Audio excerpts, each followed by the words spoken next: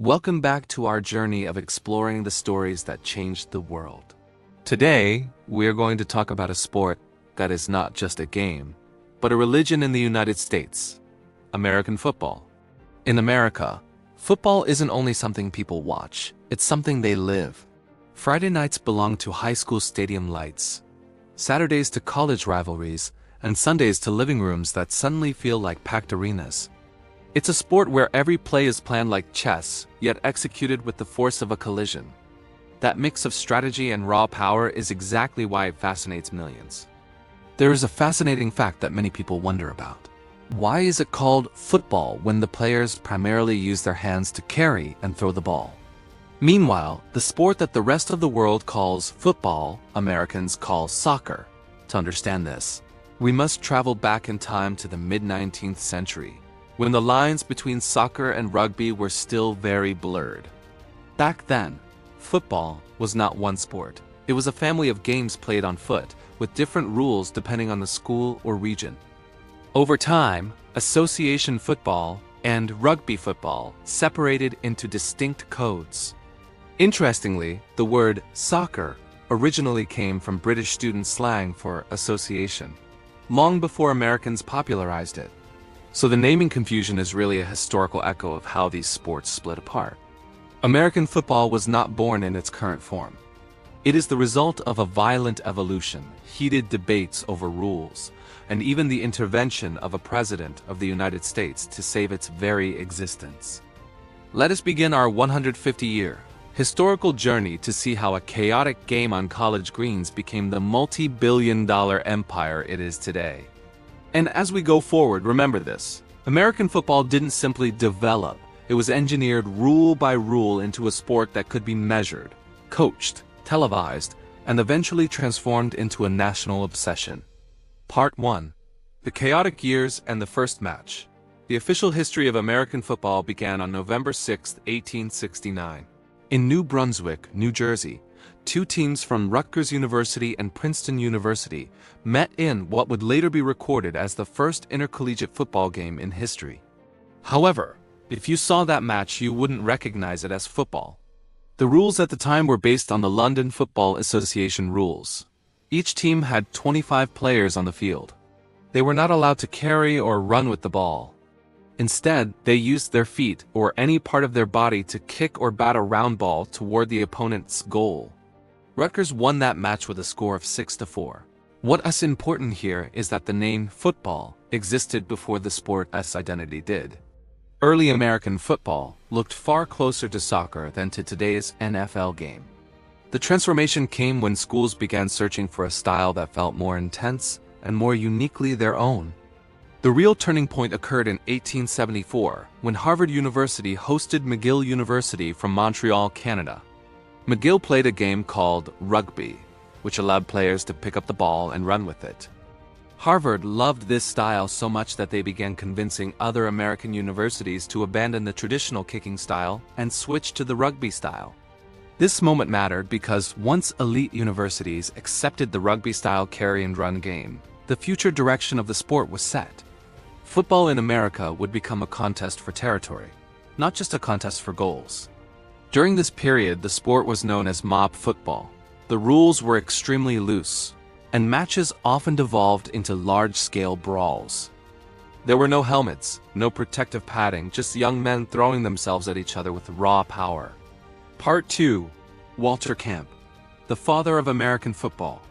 If there's one person we must thank for shaping the face of this sport, it is Walter Camp. As a student and later a coach at Yale University from 1876 to 1882, Camp made revolutionary changes to separate American football from British rugby.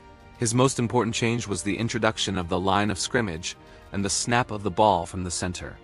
In rugby, ball contests happened in a chaotic crowd called a scrum. Camp changed that by allowing one team to have absolute possession of the ball and start the attack by passing the ball backward to the lead player. This is the single innovation that made American football feel like American football. The game became a sequence of designed plays: stop, set, snap, execute, where planning and deception could thrive. He was also the one who reduced the number of players from 15 to 11 per side. creating the quarterback position, the soul of every offensive play. But perhaps Camp's greatest invention was the downs system. Originally, a team had to advance 5 yards in 3 attacks to maintain control of the ball. This rule was born because of an 1881 game between Yale and Princeton, where both teams just stood still holding the ball to keep a tie score, which bored the audience. The downs system forced teams to constantly move and attack, creating the signature drama of the sport. Downs didn't just fix boredom, they created tension. Every series became a countdown. Every yard became a small victory. And every critical third down became a moment where a crowd can hold its breath in perfect unison.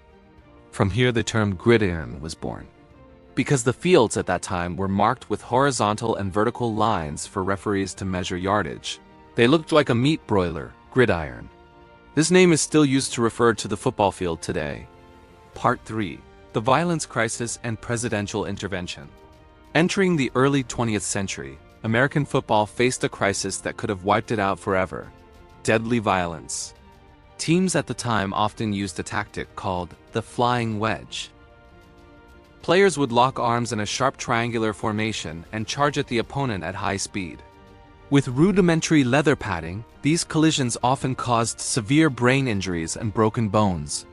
In 1905 alone, reports showed that 18 or 19 players died on the field and over 150 were seriously injured. The public began to feel outraged.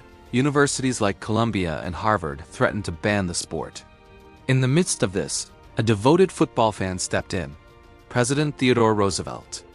Roosevelt understood that football built character and strength in American youth, but he could not accept its brutality.